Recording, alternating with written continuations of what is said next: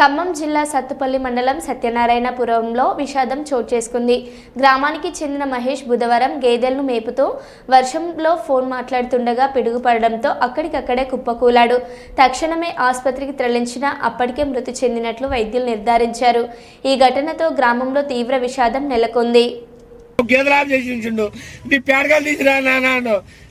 కంగారు పడుతుంది నాన్న అసలు ఎవడో చిన్న కారు వేసుకుని ఇంతేనా కారు కూడా నాకు గుర్తించిండో మరి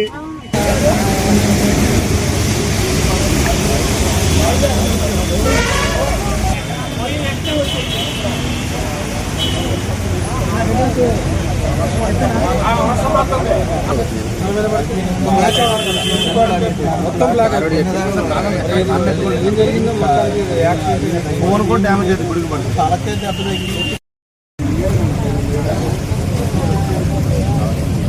ఇదిగో మరి ఫోన్ పట్టుకో మరి జేబులో ఉంటే తీసినాడు మనోడు జేబులో